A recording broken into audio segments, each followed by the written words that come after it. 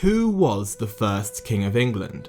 Well, to this question, there is actually a relatively clear answer, and that would be this man, King Athelstan, who has been widely accepted by most historians as the first King of England. Well, that was easy. So then what's the point of delving into a question that supposedly has such a simple answer? Although Athelstan has been regarded as the first King of England, it is possible to suggest a number of other contenders for whom a valid case could be made. So in this video, we are going to look at why it's Athelstan and not these other, arguably more well-known monarchs in English history who should be seen as the first King of England. Quite simply, it's because he was the first Anglo-Saxon king who managed to rule over the whole geographical territory we know today as England. He managed to do this after centuries of England being divided into smaller kingdoms who were often fighting between themselves, and later against the Viking occupation of large parts of northern England. After the death of former Viking King Sihtric in 927, Athelstan was able to capture the Viking kingdom of York, receive the submission of the Danish people, and succeed to the kingdom of Northumbria. Athelstan received little resistance, apart from some reluctance from Northumbrians who didn't want to be ruled by a southern king.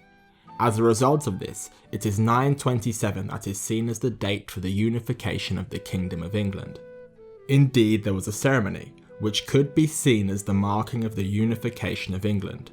On the 12th of July 927, at Eamont Bridge in the Lake District, there was a gathering of kings from throughout Britain, from the King of the Scots in the north to the King of the Welsh in the west, where Athelstan was recognised as their overlord. I guess these other kings really were his Athelstans. Another important point regarding Athelstan is that he started acting like a King of England too, as he ordered that charters begin to describe him as Rex Anglorum, or for you non-Latin aficionados, King of the English. In fact, some coins from the period even refer to him as Rex Totius Britanniae, or King of the whole of Britain, something that we will later see his predecessors did not do. He ruled as King of the English until his death in 939 at the ripe old age of 46, which is actually a decent run in the 10th century. And importantly, he ruled over England as one entity, something no person had ever done before, and that is why he is widely regarded as the first King of England. Simple. Or is it so simple? Was Athelstan really the first single person to rule over the geographical area we know as England today? Well, actually, he wasn't, because of course this was achieved almost 900 years earlier.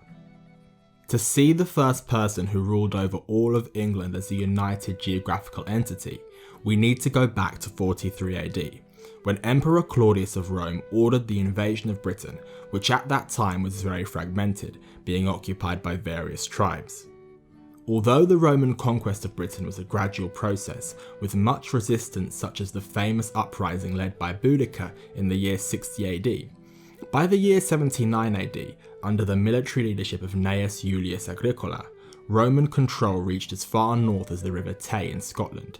At its height, Roman Britain occupied over all of modern-day England, some of Wales, and some of Scotland. So therefore, should we label a Roman as first King of England instead of Athelstan? Well, no, for many reasons, such as the notion of England not being a recognised concept, Roman rulers not being kings per se, and not least because Roman Britain was part of a much larger entity. However, it is interesting to be aware of the fact that Athelstan was not the first person to have control of all of England, and simply using geographical control as a barometer for who the first King of England was is a flawed method. The existence of Roman Britain shows that when answering this question, other factors such as continuity with the present day are vital. Otherwise, Claudius or some other Roman governor would probably be a fair contender in this argument. Unlucky Sextus Julius Frontinius, you were so close, just 900 years too early. This brings us on to Alfred the Great, King of Wessex, one of the most famous people in English history, and certainly the most famous Anglo-Saxon king, with King Edward the All-Fair coming in a close second, of course. So is there an argument that Alfred could be seen as the first King of England? Well, Alfred did indeed declare himself as the first king of the Anglo-Saxons, as he did unite some of the English kingdoms. King Alfred's victory at Edington in 878, alongside the political vacuum left after the death of King Ceolwulf of Mercia in 879, gave Alfred his opportunity to effectively gain control of the kingdom of Mercia. Instead of a king, Mercia now had leading noblemen who acted on Alfred's behalf. By doing this, Alfred certainly brought England one step closer to unification. Outside of military conquest, Alfred also made some reforms that were fundamental in the way that England would develop as a nation, and even though he was not King of England by definition, he may have been the first English king. For example, he was a crucial figure for the restoration of London. Alfred was also a champion of the English language and encouraged that education should be conducted in Old English rather than Latin. The guy also commissioned the Anglo-Saxon Chronicle, which is a vital source for what we know about that era, although that might be the reason that his importance may have been overhyped just a tad. So surely, a man who deemed himself as king of all Anglo-Saxons, promoted the language, and began redevelopment of the eventual capital should be a strong contender for the title of first king of England. However, there are a number of things that work against Alfred in this argument. Most notably that it is doubtful that Alfred had the idea of England in his head and was very much focused on the prosperity of Wessex rather than an English dream. Moreover, he far from controlled the whole nation.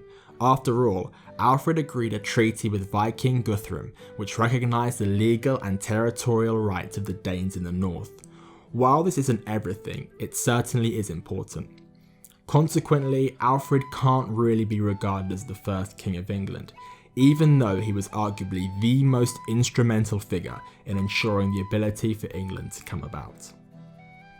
In the same vein as King Alfred, an argument can also be made for his grandfather, King of the West Saxons, and for all those with good taste, the best character in popular TV show The Vikings, King Egbert. Or is it Egbert? Or is it Egbert? Egbert was the king of the Anglo-Saxons and ruled over Wessex between 802 to 839. After all, Egbert was the man who united Wessex with the southern kingdoms of Kent, Sussex, Essex, and Surrey, and for a brief period had control of Mercia. It is even stated by the Anglo-Saxon Chronicle, somewhat dubiously, that he ruled all lands south of the Humber, ruling an area of land somewhat similar to what we know as modern-day England, although later he would go on to lose these lands. Therefore, Egbert was arguably the figure who began the process of English unification under his dynasty, and perhaps therefore in his own right, could be regarded as the first English king. And like Alfred, he deserves credit, as although Alfred may have been the most important, Egbert really was the man that got the ball rolling towards a unified English kingdom under Wessex. Of course, there are also a number of other contenders who at a push could be considered as having a claim to the mantra of first King of England. A notable example would be Athelstan's father, Edward the Elder, who was actually the man who brought Mercia fully under the control of Wessex. And there are also many other ways to judge this argument.